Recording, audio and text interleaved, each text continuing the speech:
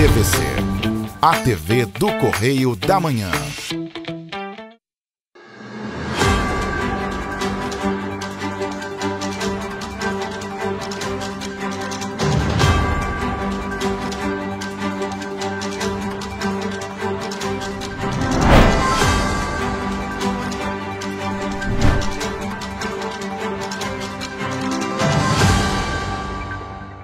Chegamos à nossa sexta-feira. Muito obrigado pela sua presença, sua audiência. Nosso Correio Serrano está no ar. Muito bom dia. Bom dia, Roberta. Bom dia, Jorge. Bom dia para você que nos acompanha. Seja bem-vindo. A gente chega com as principais notícias da nossa região. Lembrando que você pode nos ajudar a fazer os nossos telejornais. Mande para cá sua sugestão de reportagem, sua reclamação, sua denúncia para os nossos canais, que são quais, Jorge? Está na tela, TVC Correio da Manhã, @gmail.com, e é claro, o nosso WhatsApp também mais fácil de entrar em contato, DDD 24, telefone é o 99323-1675, manda sua mensagem, participa conosco.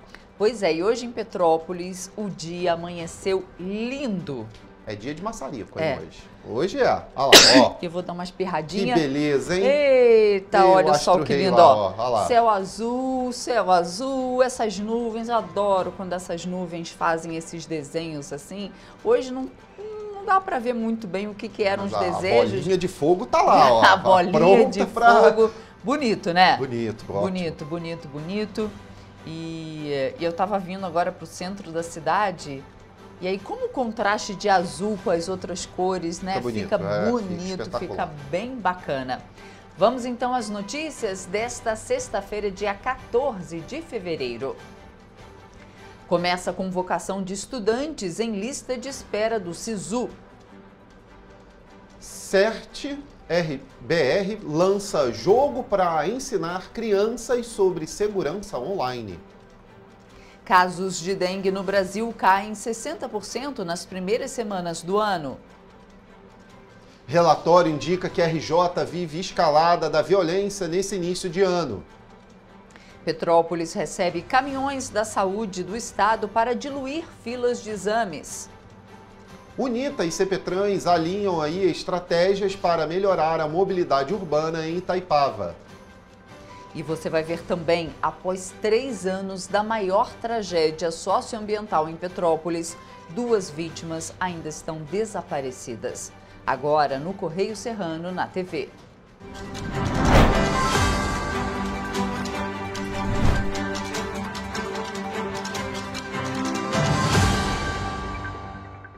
Pessoal, a gente começa com o nosso Correio da Manhã, Correio Serrano, Correio Petropolitano, a edição aí de final de semana. Lembrando que fica nas bancas aí até domingo com muita informação. A gente vai direto para a nossa primeira página lá do Correio da Manhã.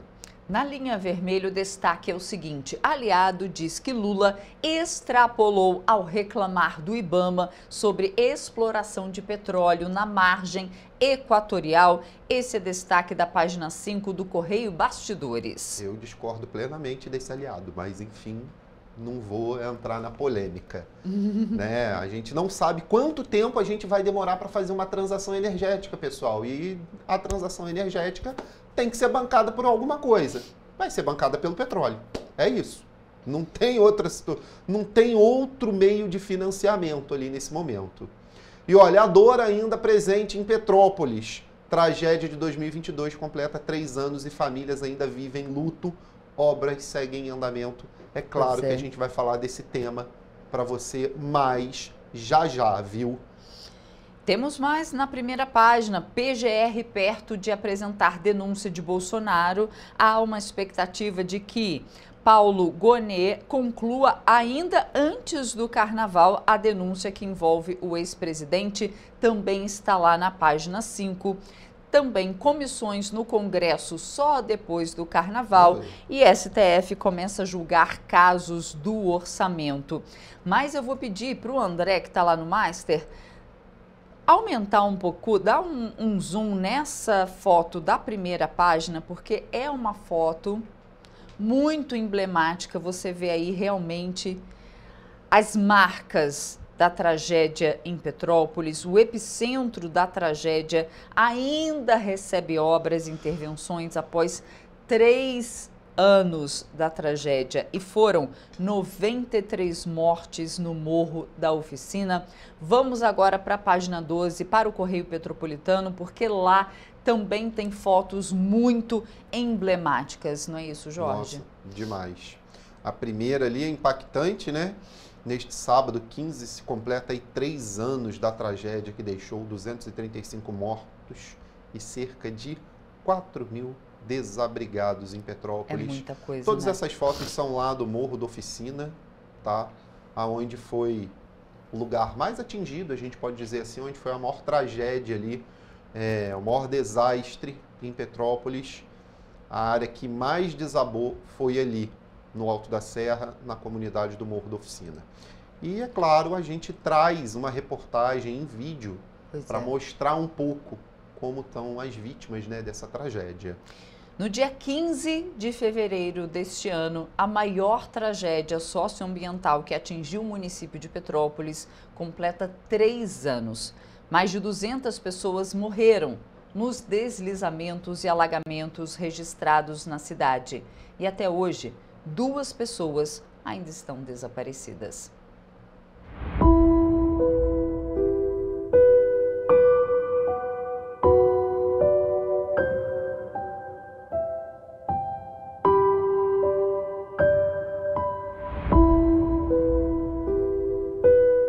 É muito triste.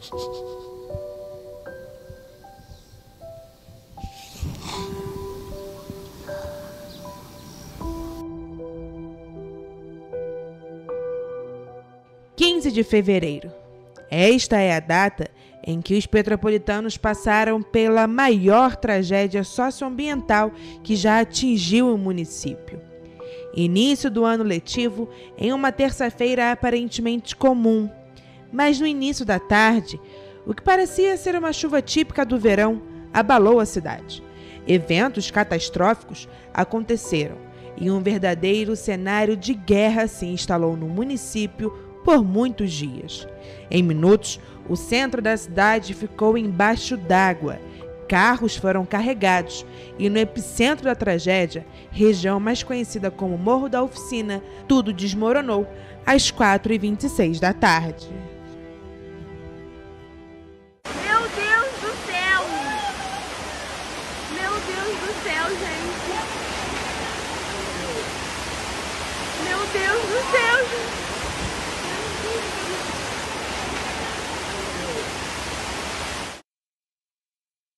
Estava em contato com a minha filha mais nova, de 19 anos, que eu perdi na barreira. No meu pensamento, tinha sido uma queda de luz, de internet, e foi assim, até 7h30 da noite, quando eu consegui chegar atrás do BNH com lama até o pescoço, mas ainda com pensamento positivo, de que eles estariam ilhados, né?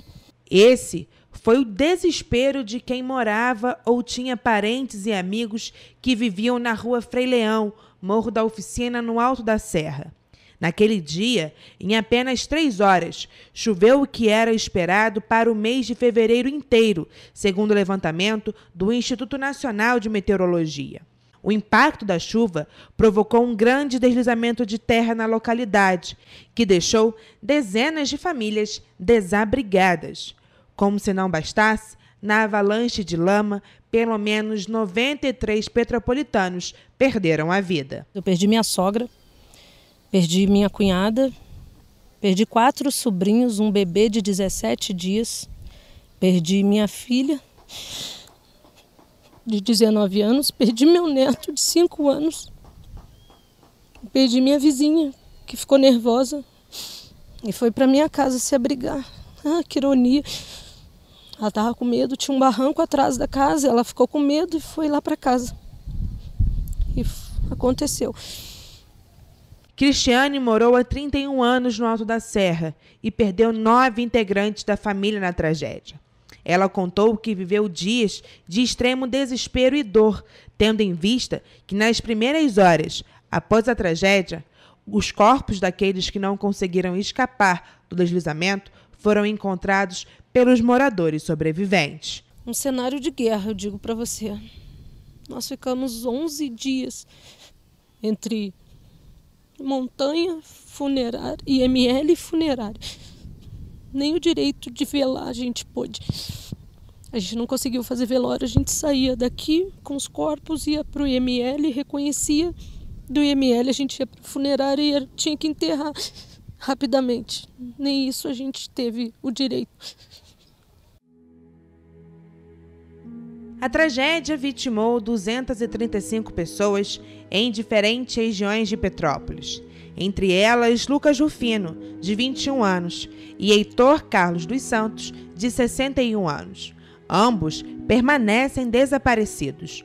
Lucas vivia no Morro da Oficina. Ele, a mãe e a irmã morreram no deslizamento. Da família, o único sobrevivente foi Adalto Rufino, pai de Lucas. Em uma entrevista concedida à TV Correio da Manhã, no dia 19 de agosto de 2022, Adalto contou que chegou a ver o corpo do filho ainda no Morro da Oficina, mas que depois não conseguiu encontrá-lo no Instituto Médico Legal.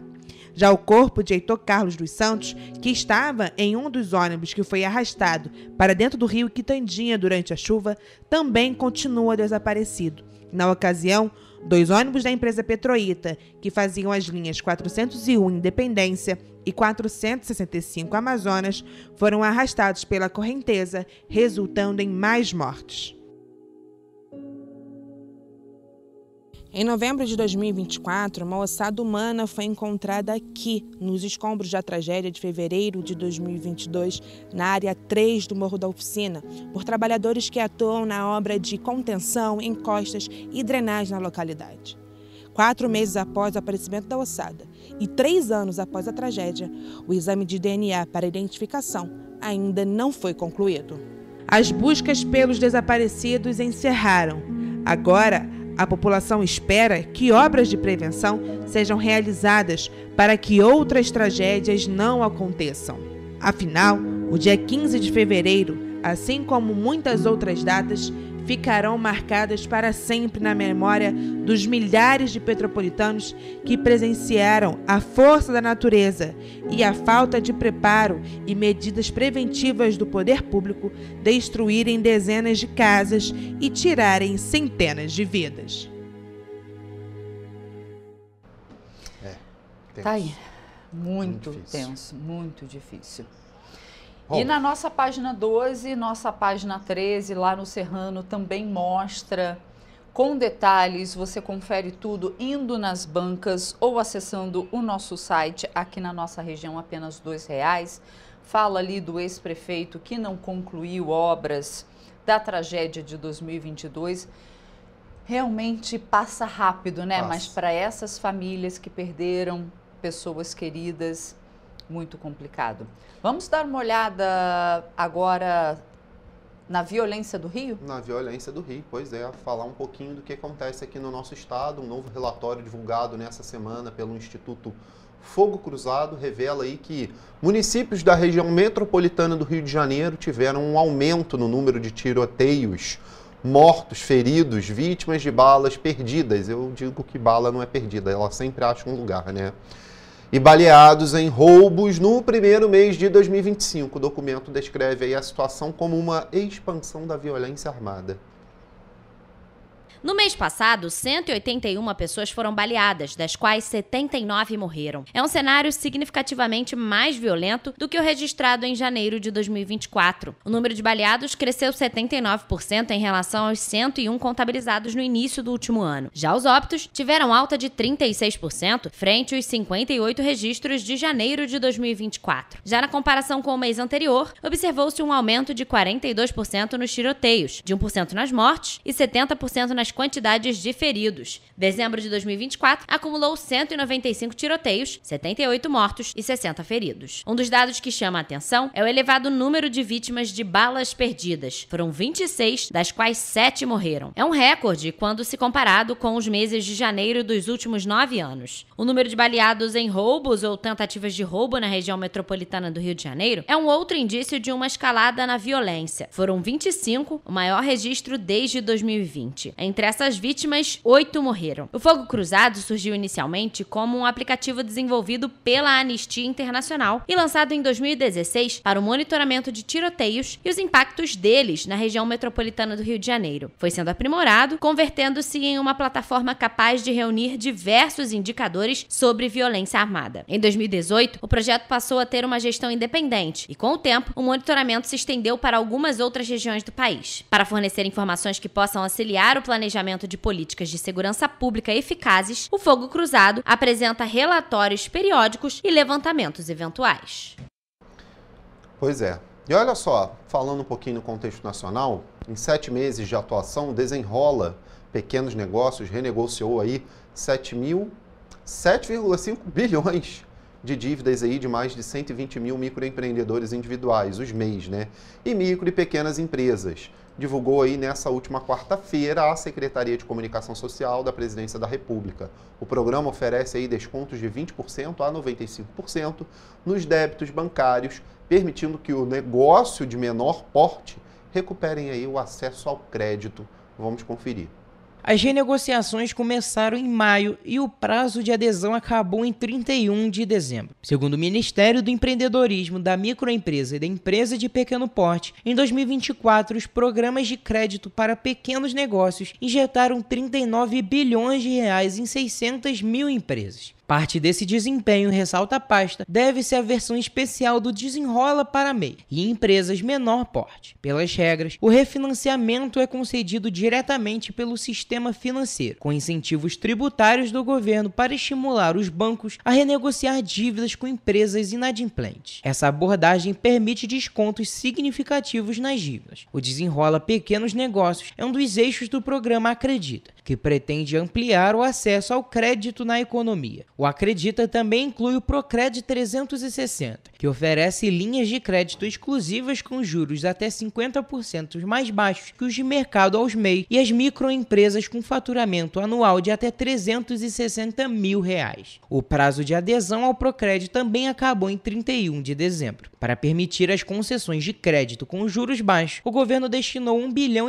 de reais em garantias para os bancos. O montante veio de recursos remanescentes do Fundo Garantidor de Operações, do programa Desenrola, que renegociou dívidas de mais de 15 milhões de pessoas físicas em 2023 e 2024. Os recursos do FGO cobrem eventos calotes dos tomadores de crédito, o que reduz o risco para os bancos e permite a concessão com juros mais baixos. O método é semelhante ao aplicado na versão original do Desenrola. Dos 5 bilhões de reais oferecidos em crédito, o Procred 360 emprestou 1,4 bilhão de reais para 47 mil empresas. A expectativa é que novos recursos sejam alocados para ampliar ainda mais a oferta de crédito.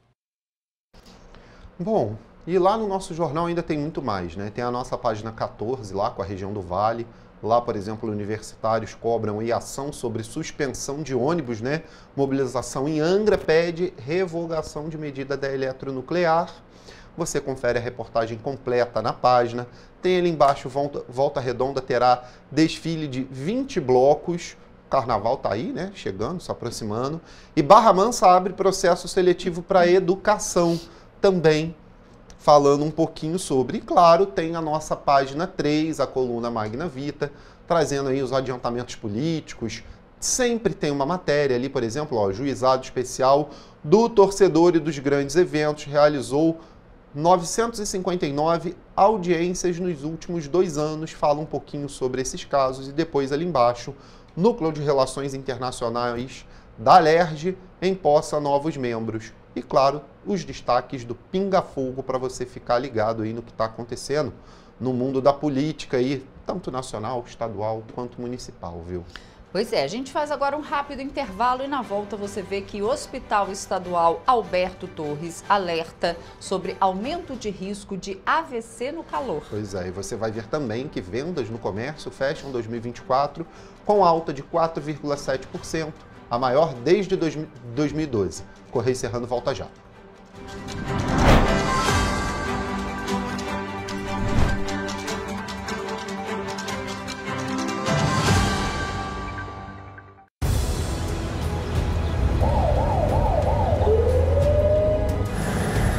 O O governo do estado do Rio já investiu mais de 8 bilhões na saúde. E se eu dissesse que esse é o maior investimento na saúde já feito em toda a história do Rio? Eu diria que melhorou, mas eu quero mais. Depois de 3 anos parados, os mamógrafos móveis estão de volta. Pra gente cuidar melhor das mães e dos bebês. O governo do estado também está investindo na saúde especializada. Porque se o problema é complicado, mais atenção ele precisa. Melhorou, mas para a saúde a gente sempre quer mais. O importante é que a saúde esteja mais perto das pessoas. Por isso, todas as regiões do Rio recebem a mesma atenção. Melhorou, mas eu ainda quero mais. O governo do Rio de Janeiro também quer. Então pode ter certeza, o trabalho e os investimentos vão continuar. Governo do Estado do Rio de Janeiro. Para ter mais qualidade de vida, conte com a maior rede de academias de Petrópolis. Aqui na Cooper, com uma mensalidade, você utiliza todas as unidades: Centro, Bingen, Itamaraty e Itaipava. Com planos a partir de R$ 95,00. A academia oferece ambientes modernos para você cuidar da sua saúde com segurança. Os espaços contam com dezenas de aparelhos de musculação, diversos equipamentos para aeróbico e funcional.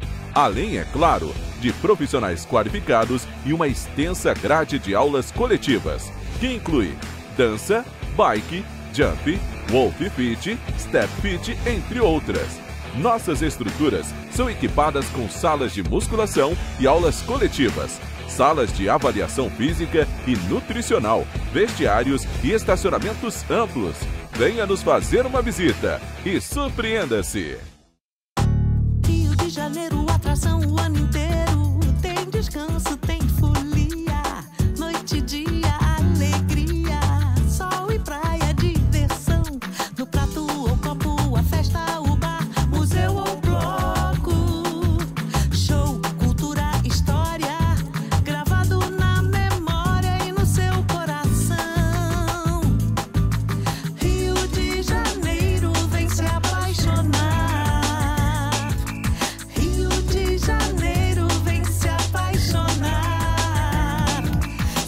Maravilhas, campo, mata, serra e trilha, em estado de emoção. Tem o Rio de Janeiro, que você já ama, e o Rio, que ainda vai conquistar você. Apaixone-se pelo Rio. Rio de Janeiro, vem se apaixonar.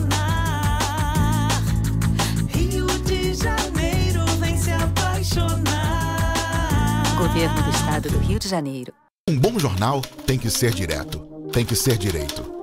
Não ser de esquerda ou de direita, mas direito. É ter coragem de informar a verdade e não impor a sua verdade. É respeitar a inteligência do leitor e vontade do eleitor. Correio da Manhã, um jornal que há 123 anos tem a coragem de ser direto e direito. Em uma banca perto de você.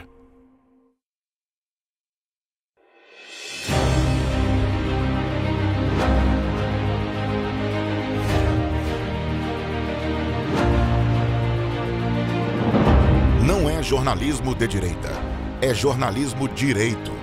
Correio Petropolitano. Tudo que seu jornal não deveria ter deixado de ser. Todos os dias, em uma banca perto de você.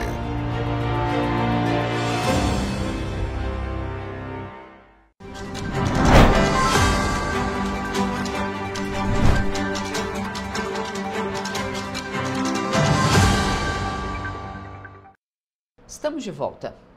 E as vendas no comércio cresceram 4,7% em 2024 na comparação com o ano anterior. Além de ser o 8º ano seguido de expansão, é também a maior alta desde 2012, quando aumentou 8,4%. Os dados fazem parte da pesquisa mensal divulgada na última quinta-feira pelo IBGE. A alta anual se consolidou mesmo com o resultado de dezembro, que ficou 0,1% abaixo de novembro, movimento considerado pelo IBGE como estabilidade, ou seja, não é um recuo expressivo. Em comparação com dezembro de 2023, houve uma expansão de 2%. A média móvel trimestral, isto é, o comportamento dos 3 últimos meses do ano, foi também de estabilidade. O IBGE destacou que o resultado de dezembro coloca o comércio brasileiro 0,3% abaixo abaixo do ponto mais alto registrado em outubro de 2024. Entre os fatores que impulsionaram o comércio no ano passado estão a expansão da massa de rendimento dos trabalhadores, o número de pessoas ocupadas e o crédito estável. A taxa de desemprego de 2024, de 6,6%, foi a menor da série histórica do IBGE. Segundo o Instituto, os fatores que impediram um aumento maior das vendas são a inflação e a alta do dólar, que encarecem os produtos, notadamente de informática e comunicação. Em 2024, o país fechou com inflação de 4,83%, acima da meta do governo de 4,5%. Já o dólar subiu 27% no ano passado. Pois é, e olha só, os candidatos selecionados pela lista de espera do Sistema de Seleção Unificada, o SISU 2025, começaram a ser convocados nessa última quarta-feira pelas instituições públicas de ensino superior, participantes do programa. A maioria das instituições é da rede federal, universidades públicas e institutos federais, o que significa que o estudante não precisa pagar mensalidade para estudar no local. O Ministério da Educação esclarece que não publica lista de espera do programa. A convocação para a efetiva matrícula dos candidatos é de responsabilidade das próprias instituições de ensino, que devem publicar na internet a lista de espera por curso, turno, local de oferta e modalidade de concorrência. Por isso, os candidatos devem acompanhar a sequência das convocações dessa lista de espera diretamente na instituição de ensino pela qual manifestaram interesse. Cada universidade participante deverá publicar um edital próprio com a definição sobre o preenchimento das vagas restantes e sobre os próprios calendários acadêmicos. As regras da lista de espera estão no edital do SISU 2025. De acordo com o Portal Único de Acesso ao Ensino Superior do SISU, as convocações dos inscritos na lista de espera podem ser feitas até dia 30 de setembro deste ano. O prazo estendido tem o objetivo de viabilizar as convocações tanto para os cursos com início de aulas no primeiro semestre, como para aqueles previstos para o segundo semestre de 2025. Somente puderam se inscrever nesta lista do SISU os estudantes que não foram selecionados na chamada regular em nenhuma das duas opções de cursos e universidades feitas no período regular de inscrição do SISU, encerrado em janeiro. Agora, na fase iniciada nesta quarta-feira, a convocação da lista segue a ordem de classificação da chamada regular, mas considera apenas os candidatos que manifestaram interesse na lista de espera até dia 31 de janeiro. Com temas cibernéticos, com as crianças explorando, por exemplo, a importância de antivírus e dos backups. Antes dele, também dentro do projeto Internet Segura, o centro havia desenvolvido um jogo sobre comportamento seguro na internet, estimulando as crianças a denunciarem ou bloquearem perfis estranhos ou de risco. Os jogos Internet Segura são voltados para crianças de 8 a 12 anos e podem ser jogados em família e nas escolas, não apenas como diversão, mas como um momento de aprendizagem e discussão sobre uso seguro e responsável da internet. Para brincar, é preciso baixar e imprimir o material, que está disponível no site da Internet Segura, e então recortar e montar um dado e alguns personagens que serão utilizados no jogo. Depois, basta jogar esse dado e ir pulando as casas correspondentes até chegar ao destino final. Se no caminho você cair em uma casa que indica um comportamento inadequado ou de risco, você pode ter que voltar algumas casas ou ficar uma rodada sem jogar. Ganha o jogo quem tiver um comportamento mais seguro na internet e conseguir chegar primeiro ao ponto final. De acordo com o conteúdo das casas especiais, pretende-se levantar discussões sobre o uso da tecnologia e das ferramentas de segurança. Ao cair, por exemplo, em uma casa que fala sobre backup, a ideia é que o jogador reflita sobre suas próprias ações em relação à proteção de dados e passe a usar a tecnologia a seu favor, fazendo backups regularmente. No site Internet Segura, também estão disponíveis outros jogos gratuitos para o público infantil, tais como caça-palavras, memória, cruzadinhas e desenho para colorir. A plataforma pode ser acessada em internetsegura.br/crianças. E olha, dados do painel de monitoramento das arboviroses indicam que o Brasil registrou ao longo das 6 primeiras semanas de 2025 um total de 281.049 casos prováveis de dengue. O número representa uma redução de cerca de 60% em relação ao mesmo período do ano passado, quando foram contabilizados aí mais de 600 mil casos prováveis da doença. Em nota, o Ministério da Saúde avaliou a redução como substancial e um reflexo da mobilização nacional promovida pela pasta de forma conjunta com estados e municípios. O resultado é parte do Plano de Ação para a Redução dos Impactos das Arboviroses, lançado pelo governo federal em setembro de 2024. Entre as unidades federativas, 17 registraram redução nos casos prováveis de dengue, sendo que as maiores quedas foram identificadas no Distrito Federal, no Rio de Janeiro, Minas Gerais, no Amapá e no Paraná. Já em 10 estados, incluindo Tocantins e Pernambuco, houve aumento no comparativo com as 6 primeiras semanas de 2024. Em relação à incidência, os estados com maior número de casos prováveis por 100 mil habitantes são Acre, São Paulo, Mato Grosso, Goiás e Minas Gerais. São Paulo figura como estado com o maior número de casos prováveis do país, 164.463, apenas em 2025, um aumento de cerca de 60% em relação ao mesmo período do ano passado. De acordo com a pasta, a elevação preocupa, sobretudo, em razão da presença de casos de infecção pelo sorotipo 3, que não circulava no país de forma predominante há mais de 15 anos. Este mês, a Organização Pan-Americana da Saúde emitiu um alerta epidemiológico sobre o risco elevado de surtos de dengue tipo 3 nas Américas. De acordo com a entidade, a circulação do sorotipo já foi registrada em diversos países do continente, incluindo Brasil, Colômbia, Costa Rica, Guatemala, México e Peru. E em dias de calor intenso, é preciso estar mais atento ao risco de um acidente vascular cerebral, o AVC. O alerta vem de médicos do Hospital Estadual Alberto Torres, em São Gonçalo, unidade do governo do estado, que acaba de receber um prêmio internacional pela excelência do tratamento da doença.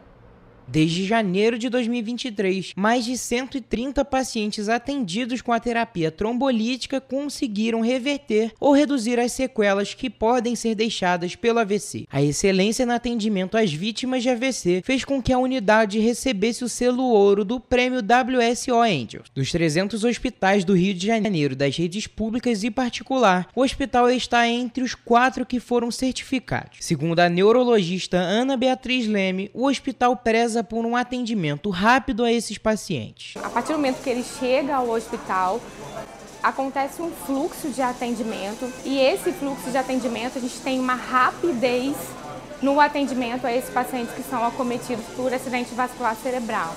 Sabendo que o quanto antes esse paciente chega ao hospital, a chance de melhor no tratamento e até na reversão dos sintomas. De acordo com também neurologista José Augusto Antoniol, fatores como picos de pressão podem aumentar a probabilidade da ocorrência do AVC. Porém, o fator que aumenta ainda mais essa probabilidade é o calor. Isso porque as pessoas desidratam com maior facilidade, o que aumenta a pressão arterial e pode causar com mais facilidade um acidente vascular. Muitas das vezes, esse desfecho final é desencadeado por um gatilho. Esse gatilho pode ser um pico de pressão, um estresse físico e, como você bem falou, né? Às vezes um estresse ocasionado por um período de calor mais elevado pode ser um gatilho final que acaba culminando com o processo de acidente vascular encefálico. Segundo João Augusto, são abertos em média 2 protocolos por dia na unidade. Somente em janeiro deste ano foram 50 atendimentos. Os médicos explicam que é fundamental que a população conheça e identifique os sintomas, porque o tratamento precoce impacta diretamente a chance de recuperação sem sequelas. Aquela pessoa que pode ter um lado do corpo paralisado ou fraco, a boca torta, uma fraqueza de um lado do corpo, uma dificuldade de articulação das palavras ou então a não articulação de palavras, né? Então isso já é um sinal, né, importantíssimo de AVC. A principal prevenção passa, obviamente, pelo controle das doenças crônicas, que eu citei, o controle da hipertensão arterial no ambiente ambulatorial principalmente, os bons hábitos de vida. Ana Beatriz faz um apelo para que, na presença de qualquer desses sintomas, a população procure sempre um atendimento médico adequado. Então isso é um apelo que a gente faz à população para que com qualquer sintoma, sinais e sintomas de acidente vascular cerebral, recorrer imediatamente ao hospital. E agora, ontem a gente ficou devendo as notícias do esporte. Vamos então hoje apresentar para vocês o Correio Esportivo.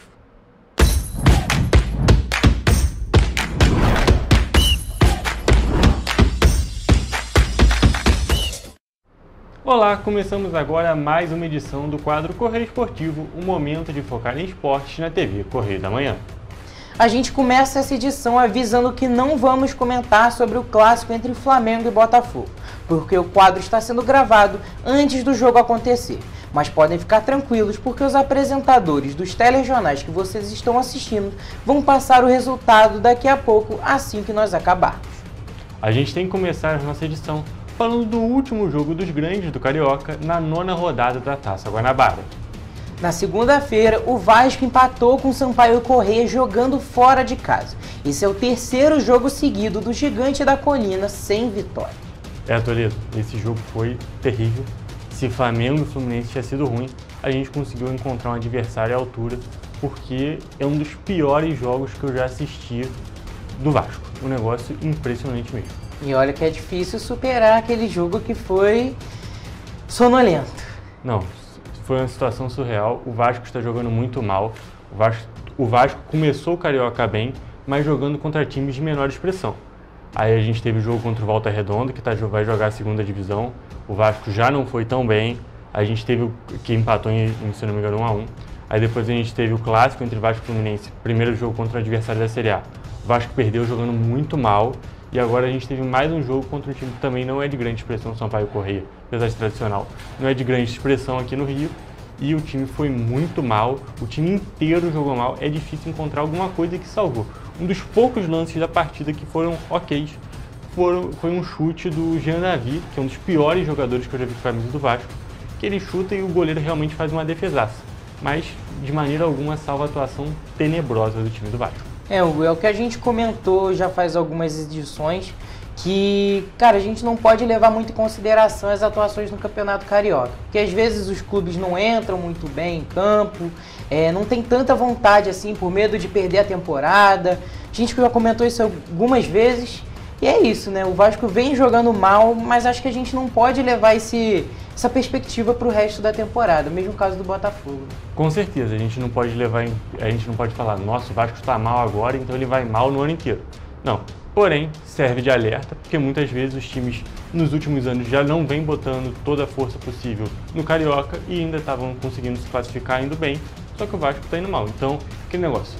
Isso não condena a temporada de maneira alguma, mas serve de alerta para o resto do ano. Olha, gente, agora falando de futebol bem jogado, nós temos que comentar sobre o início dos playoffs do mata-mata da Champions League 2025. Nós vamos falar somente sobre os jogos de terça, porque naquele mesmo esquema nós gravamos antes de finalizar as partidas da quarta-feira. Na terça-feira, a Juventus ganhou do PSV por 2-1 jogando na Itália. O Borussia Dortmund ganhou de 3-0 do Sporting de Portugal jogando em Portugal.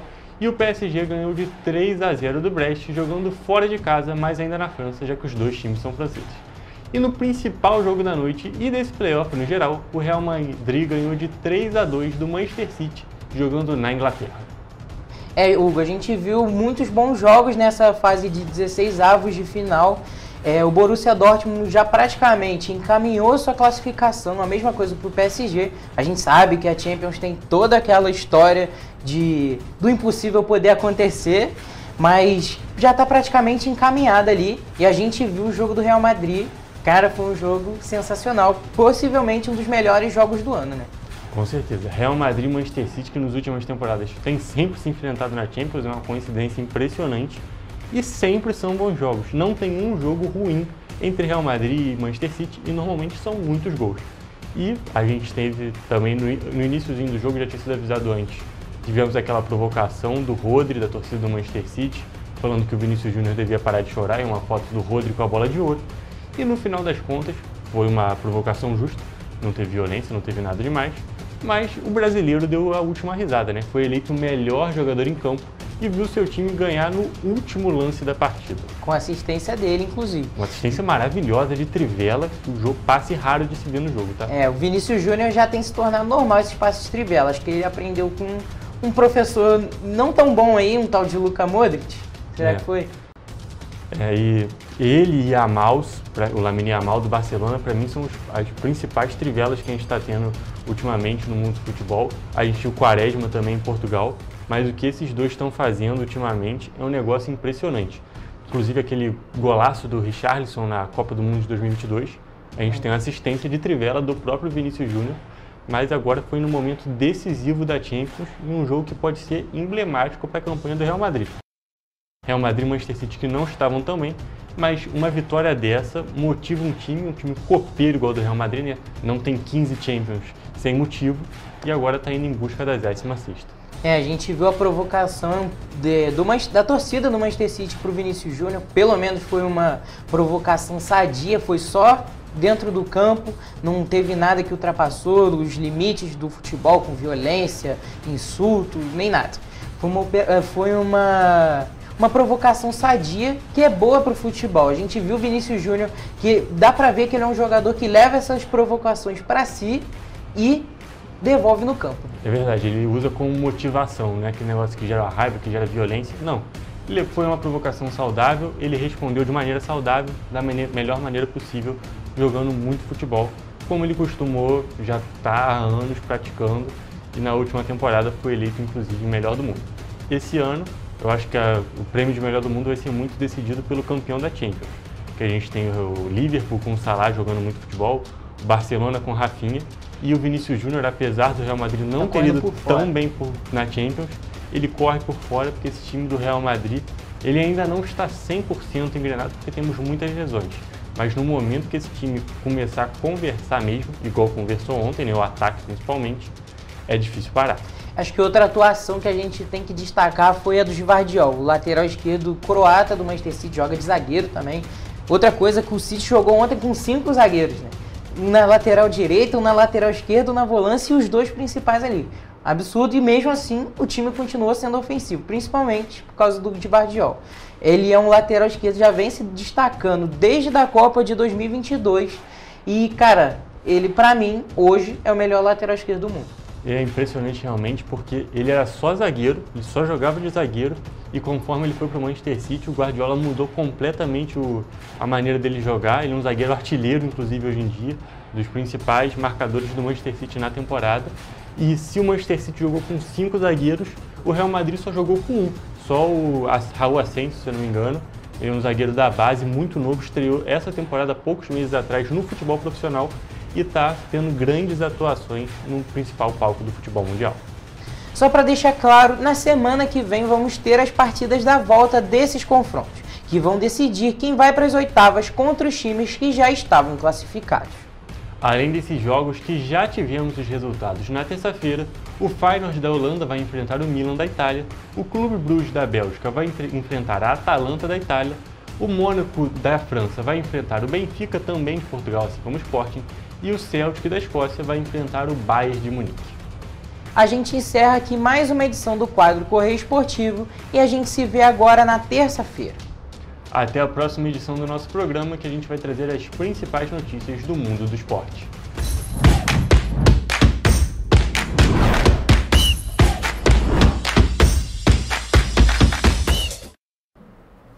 Pois é, e ainda teve o jogo do Flamengo na quarta-feira, Flamengo e Botafogo, clássico que estava atrasado, 1-0 para o Flamengo. O jogo acabou em confusão, bate-boca, socos, e ainda o time do Botafogo, quando saiu, esperou o time do Flamengo ali perto do vestuário, né, para ter mais confusão ainda. E ainda teve o zagueiro do Botafogo que saiu sem um dente, né, para você ver como triste, é que foi. Né? Triste. 3 expulsos, né, no jogo. Pois é.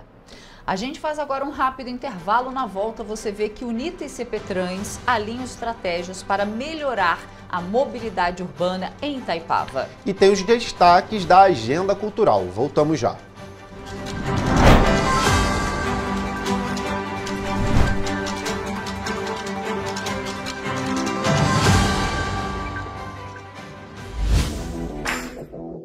Para ter mais qualidade de vida, conte com a maior rede de academias de Petrópolis. Aqui na Corper, com uma mensalidade, você utiliza todas as unidades: Centro, Bingen, Itamaraty e Itaipava. com planos a partir de R$ 95,00. A academia oferece ambientes modernos para você cuidar da sua saúde com segurança. Os espaços contam com dezenas de aparelhos de musculação, diversos equipamentos para aeróbico e funcional, além, é claro, de profissionais qualificados e uma extensa grade de aulas coletivas, que inclui dança, bike, jump, wolf fit, step fit, entre outras. Nossas estruturas são equipadas com salas de musculação e aulas coletivas, salas de avaliação física e nutricional, vestiários e estacionamentos amplos. Venha nos fazer uma visita e surpreenda-se! Minha mãe é socorrista do SAMU. Ela trabalha muito ajudando as pessoas. Ela está sempre pronta para atender todo mundo, em todo canto da cidade. E para atender as pessoas com mais agilidade, agora tem até moto, a motolância, e helicóptero também. Ela me contou que agora o Rio tem muito mais SAMU. É verdade, o SAMU mudou para atender melhor, para chegar mais rápido. O governo do Rio inaugurou mais bases 24 horas, contratou mais socorristas e mais equipamentos. E sabe o que mais? Agora tem SAMU em todos os municípios do Rio. Porque nós, do governo do estado, colocamos as contas em dia e investimos mais de 87 milhões de reais nesse serviço que é essencial, o nosso SAMU. A saúde merece sempre mais. Então, pode ter certeza, o trabalho e os investimentos vão continuar. Governo do Estado do Rio de Janeiro. Um bom jornal tem que ser direto, tem que ser direito. Não ser de esquerda ou de direita, mas direito. É ter coragem de informar a verdade e não impor a sua verdade. É respeitar a inteligência do leitor e vontade do eleitor. Correio da Manhã. Um jornal que há 123 anos tem a coragem de ser direto e direito. Em uma banca perto de você.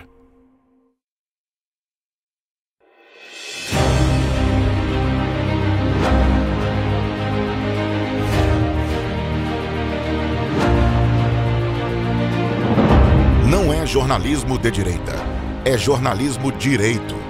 Correio Petropolitano. Tudo que seu jornal não deveria ter deixado de ser. Todos os dias, em uma banca perto de você.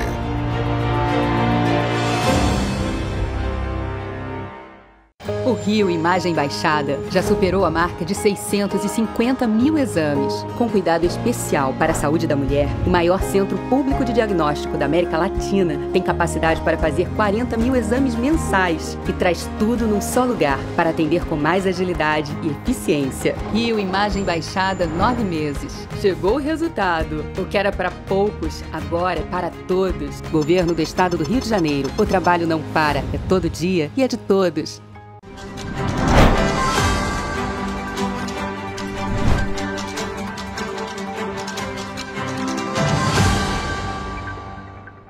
Estamos de volta. E nesta semana, a diretoria da UNITA e empresários de Itaipava que participam do movimento se reuniram com o presidente da CPTrans para discutir e alinhar estratégias em busca de melhorar a mobilidade urbana de Itaipava. Após o encontro, ficou definido que algumas ações pontuais vão ser aplicadas e obras também estão sendo planejadas. A circulação contínua de agentes, a instalação de medidores de velocidade, planejamento do trânsito em períodos de evento e maior fiscalização são ações pontuais alinhadas entre a Unidos por Itaipava, UNITA, e a Companhia Petropolitana de Trânsito e Transporte, CPTrans, em reunião nesta quarta-feira com o presidente da empresa, Luciano Moreira. O encontro com diretores da UNITA e empresários estreitou o relacionamento da entidade com os agentes públicos do segmento para a busca de soluções que melhorem a mobilidade no distrito. Uma das principais pautas da associação.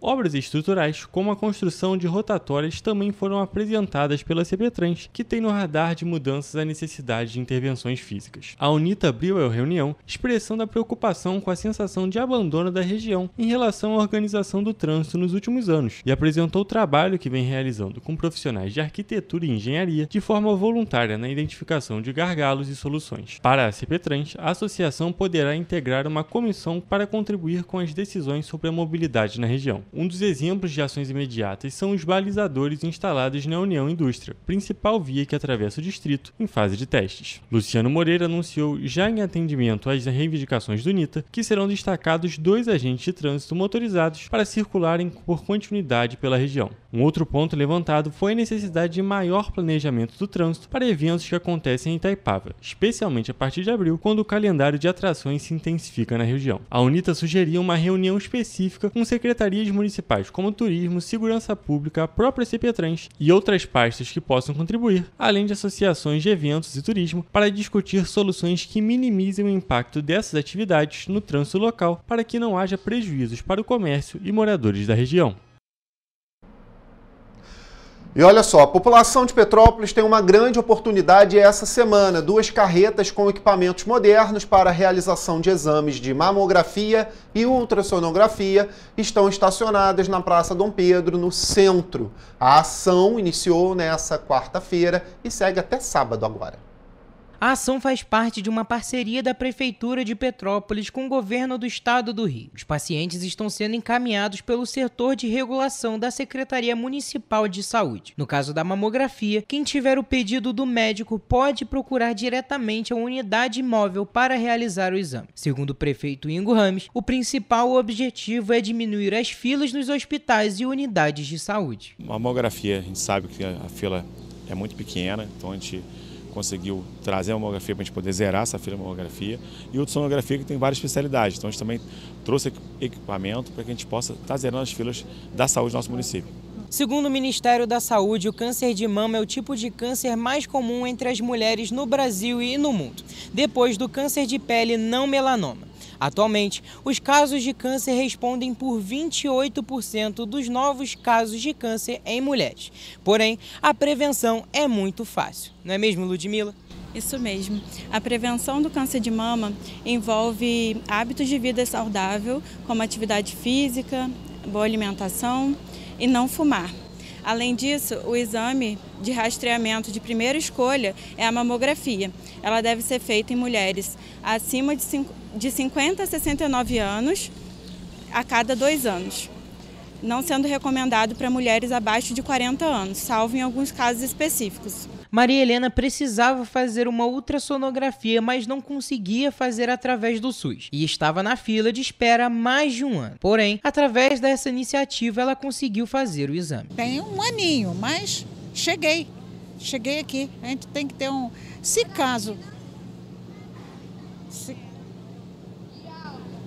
Se caso demorasse mais um pouco, eu ia ter que espremer um pouquinho o salário para poder pagar. A equipe conta com 13 funcionários, incluindo um médico e uma técnica de enfermagem. A ação acontece até sábado, das 8 da manhã às 4 horas da tarde. Por dia, são oferecidas 80 vagas para mamografia e 70 para ultrassonografia nas seguintes modalidades: tireoide, tireoide com Doppler, mamária, pélvica, transvaginal e transvaginal com Doppler. Hoje, ultrassonografia e mamografia estão sendo feitos aqui em Petrópolis. São 150 exames, 70 de ultrassonografia, 80 de mamografia. Você que tem o pedido médico da mamografia, vem aqui. Pode vir fazer em demanda espontânea que a gente vai atender. São 600 exames até sábado. Para fazer o exame, o paciente deve comparecer no local com a carteira de identidade, a carteira do SUS, comprovante de residência atual e também o pedido médico original.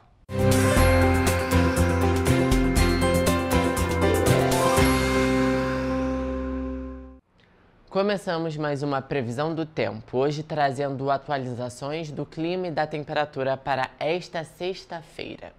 Bem, em Nova Friburgo o dia será de sol e aumento das nuvens no céu. A sexta-feira no município será de probabilidade de chuva pela tarde, mas ela não se estende até o período da noite, viu? Os termômetros vão marcar entre mínima de 20 e máxima de 28 graus. Em Teresópolis, também pode chover, como vocês acompanham ao lado, principalmente durante a tarde e noite.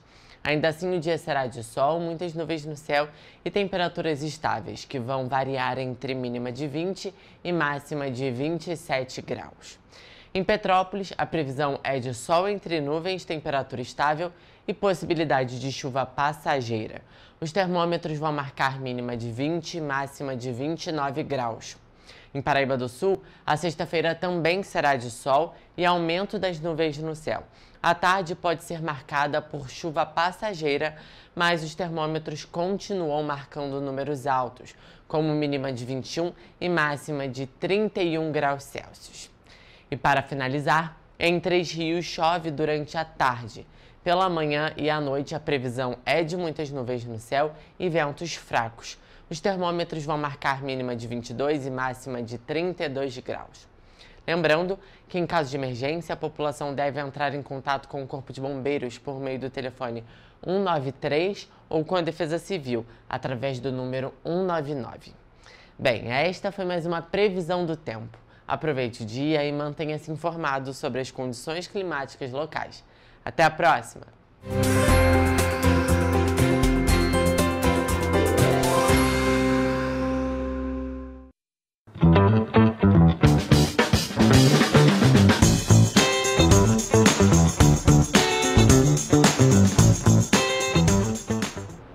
Hoje é sexta-feira e é dia de agenda cultural. E neste sábado, Petrópolis Sob Lentes e a Caracol Petrópolis convidam a todos para a primeira edição do Chocolate com História.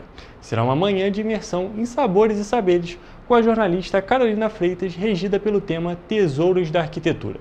O evento começa às 10 horas da manhã na sede da Caracol Chocolates, que fica na Avenida Ipiranga, número 524.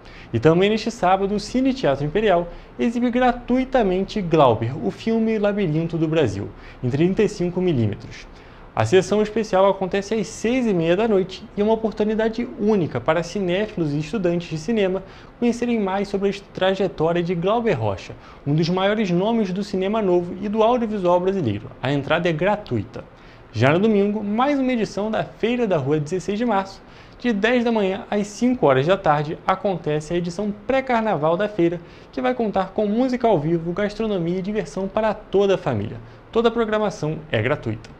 E o projeto Incluir Petrópolis, conhecido na cidade pelas ações e eventos de inclusão das pessoas com deficiência, PCDs, promoverá mais um destes encontros. No domingo, dia 16 de fevereiro, acontece o Bloquinho de Carnaval Incluir na Rua 16 de Março, durante a já tradicional Feira da 16. A programação é gratuita.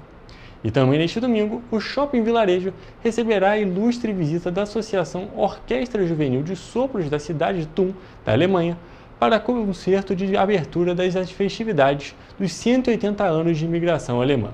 A apresentação gratuita será um momento incrível para você desfrutar de um repertório musical diversificado que inclui clássicos do jazz, do rock e da música pop, ao som de Braus 94, que está em turnê pelo Brasil. O evento acontece às 5 horas da tarde. E finalmente chegou o fim de semana que acontece o tão esperado evento Oasis. A festa acontece neste domingo na Vila Nog, que fica na rua Juiz de Fora, em Petrópolis, a partir das 3 da tarde. O evento conta com shows dos DJs Cartelli, Neftfal, Ventura, Maigorra e Carlinhos. Os ingressos podem ser comprados pelo site simpla.com.br. E para quem gosta de se programar, no dia 23 de fevereiro vai ter Boêmia Folia já em ritmo de carnaval. No evento vai ter bloco Grupo Trembala, DJ Nitros e muito pagode com o grupo Puro Pecado. O evento acontece na Cervejaria Boêmia a partir das 3 horas da tarde. Os ingressos podem ser comprados antecipadamente pelo site simpla.com.br. Mas para quem prefere o escurinho do cinema, o Cinemax Petrópolis está com ótimos filmes em cartaz nas duas unidades. No Cinemax Estação, há sessões para assistir Capitão América Admirável Novo Mundo, Bridget Jones Louca pelo Garoto, Blindado, O Homem do Saco, Acompanhante Perfeita e Mufasa. Já na unidade do Bauhaus, estão em cartaz Sing Sing, Conclave, Ainda Estou Aqui, Emília Pérez e Anora, todos os filmes do Oscar. Os ingressos podem ser comprados diretamente na bilheteria ou antecipadamente pelo site cinemax.com.br. A nossa agenda cultural fica por aqui. Tenham todos um ótimo fim de semana.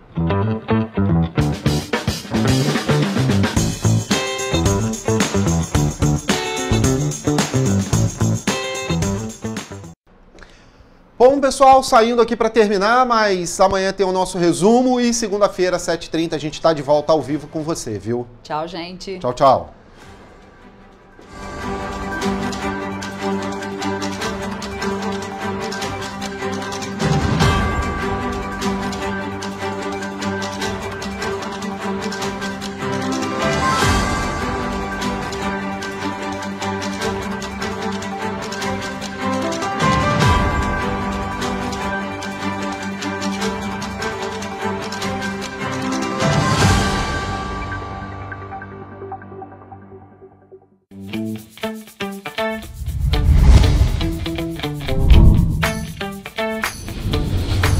TVC, a TV do Correio da Manhã.